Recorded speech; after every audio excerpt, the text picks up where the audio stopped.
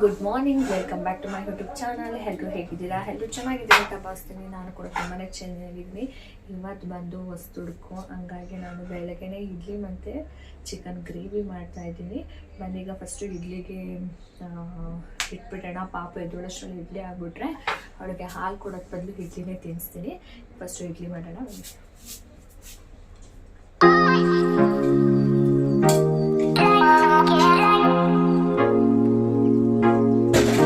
ಸಂಕ್ರಾಂತಿ ಹಬ್ಬ ಆದಮೇಲೆ ಹೊಸ್ದುಡುಗೆ ಮಾಡ್ತೀನಲ್ಲ, ಹಾಲು ಹಾಕಿದ್ದು. ಸಂಕ್ರಾಂತಿ ಹಬ್ಬದ ಲಾಗು ನಾನು ಲೇಟ್ ಆಗಿಬಿಟ್ಟೈತೆ, ಹಾಕೋಕ್ಕೂ ಆಗ್ತಿರಲಿಲ್ಲ. ಈಗ ಬೆಳಿಗ್ಗೆ ಬ್ರೇಕ್ಫಾಸ್ಟ್ ಬಂದು ಇಡ್ಲಿ ಮತ್ತು ಚಿಕನ್ ಗ್ರೇವಿ ಮಾಡ್ಕೊಳ್ಳೋಣ ಅಂತೇಳಿ ಮಾಡ್ಕೊತಾ ಇದ್ದೀನಿ. ಸಿಂಪಲಾಗಿ ಮಾಡ್ತಿರೋದು, ತುಂಬಾ ಟೇಸ್ಟಿಯಾಗೂ ಕೂಡ ಚೆನ್ನಾಗಿರುತ್ತೆ. ಹಾಗಾಗಿ ಪಾಪಕ್ಕೂ ಈ ಥರ ಗ್ರೇವಿ ಅಂದರೆ ಸ್ವಲ್ಪ ತಿಂತಾಳೆ. ಸಾಂಬಾರಲ್ಲಿ ತಿಂತಾಳೆ, ಬಟ್ ಅಷ್ಟೊಂದು ತಿನ್ನಲ್ಲ. ಹಾಗಾಗಿ ಗ್ರೇವಿ ಮಾಡ್ಕೊತಾ ಇದ್ದೀನಿ ಈಗ.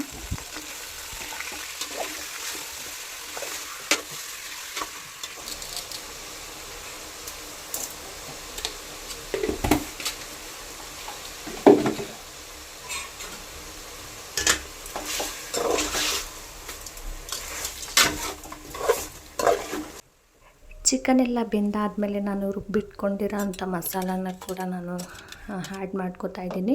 ಹಸಿ ಸ್ಮೆಲ್ ಹೋಗೋವರೆಗೂ ನಾನು ಚೆನ್ನಾಗಿ ಫ್ರೈ ಮಾಡಿಕೊಂಡು ಸ್ವಲ್ಪ ನೀರು ಹಾಕ್ಕೊಂಡು ಬೇಯಕ್ಕಿಡ್ತೀನಿ. ತುಂಬಾ ಟೇಸ್ಟಿಯಾಗಿ ಚೆನ್ನಾಗೂ ಕೂಡ ಬಂದಿತ್ತು. ಪಾಪಗೂ ಊಟ ಮಾಡಿಸ್ಬಿಟ್ಟು ಅದಾದಮೇಲೆ ನಾನು ಕೂಡ ತಿನ್ನಬೇಕೀಗ.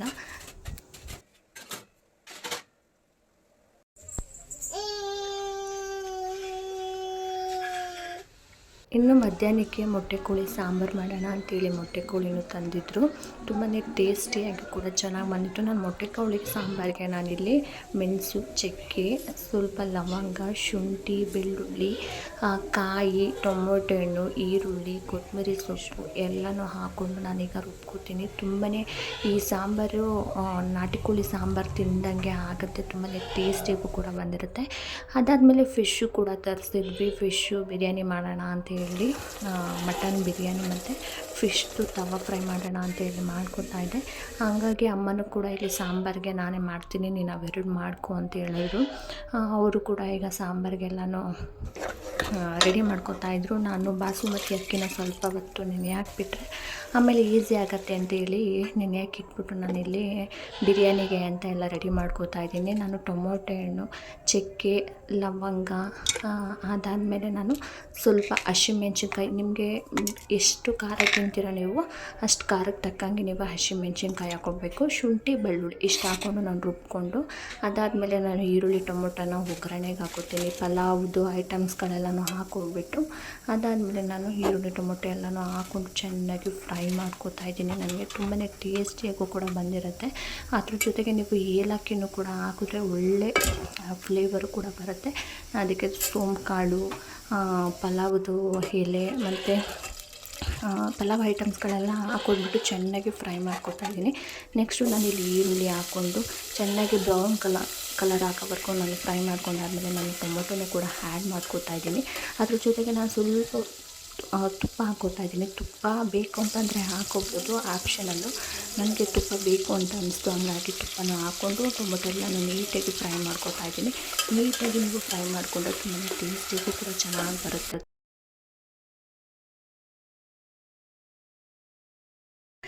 ಎಲ್ಲ ನೀಟಾಗಿ ಫ್ರೈ ಆದಮೇಲೆ ನಾನು ಇಲ್ಲಿ ಮಟನ್ ಹಾಕೋತಾ ಇದ್ದೀನಿ. ಜಾಸ್ತಿ ಚರ್ಬಿನೇ ಹಾಕಿದ್ರು. ಚರ್ಬಿ ಅಂದರೆ ನಮ್ಮಿಬ್ರಿಗೂ ಇಷ್ಟ, ನನಗೂ ಮತ್ತು ಶಿವಗೂ ಇಬ್ಬರು ಕೂಡ ಕಿತ್ತಾಡ್ತೀವಿ, ಹಂಗಾಗಿ ಚರ್ಬಿನೂ ಹಾಕ್ಸ್ಕೊಬಂದಿದ್ರು.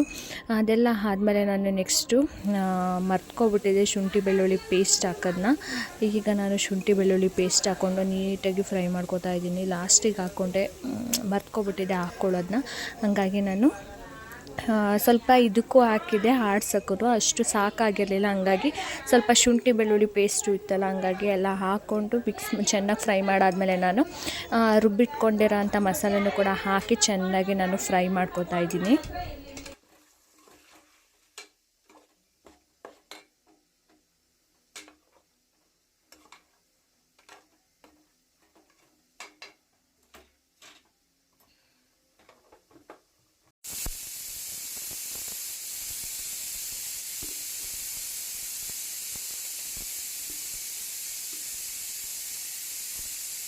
ರುಚಿಗೆ ತಕ್ಕಷ್ಟು ನಾನು ಉಪ್ಪು ಹಾಕೋತಾ ಇದ್ದೀನಿ. ನಾನು ದಪ್ಪುಪ್ಪನ್ನೇ ಜಾಸ್ತಿ ಬಳಸೋದು, ಸಣ್ಣ ಉಪ್ಪು ಅಷ್ಟೊಂದು ಯೂಸ್ ಮಾಡಲ್ಲ.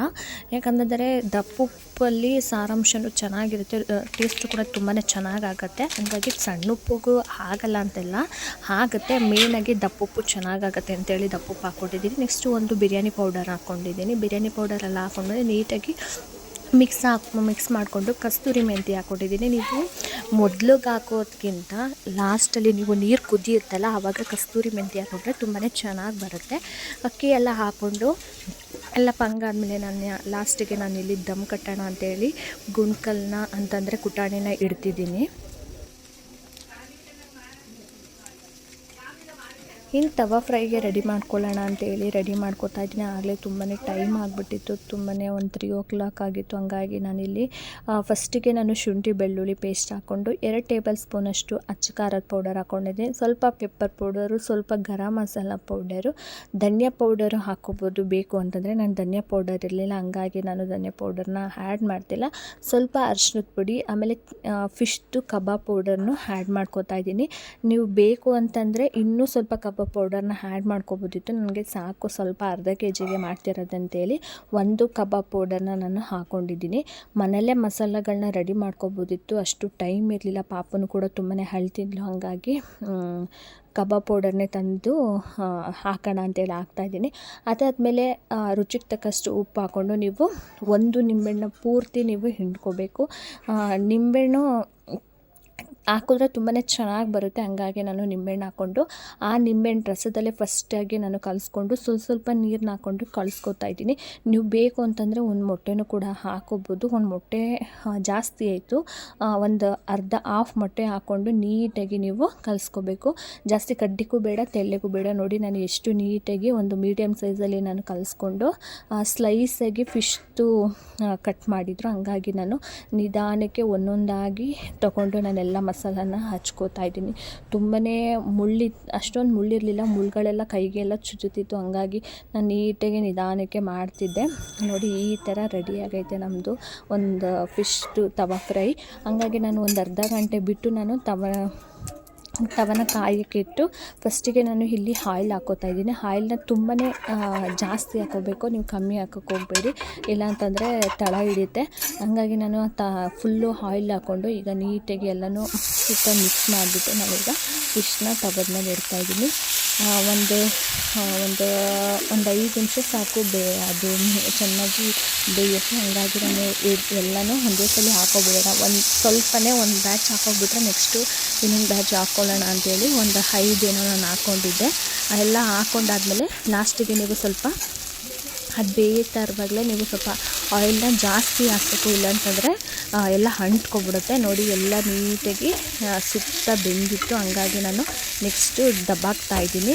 ಎಷ್ಟು ಚೆನ್ನಾಗಿತ್ತು ಅಂದರೆ ತುಂಬಾ ಟೇಸ್ಟಿಯಾಗಿ ಬಂದಿತ್ತು. ನಾನು ಅಷ್ಟು ಫಿಶ್ಟು ತಿನ್ನಲ್ಲ, ಇದನ್ನ ಮಾಡಾದ್ಮೇಲೆ ನನಗೆ ತುಂಬಾ ಇಷ್ಟ ಆಯಿತು. ನನಗೆ ಇನ್ನೂ ತಿನ್ನಬೇಕು ಅಂತಲೇ ಅನಿಸ್ತಿತ್ತು.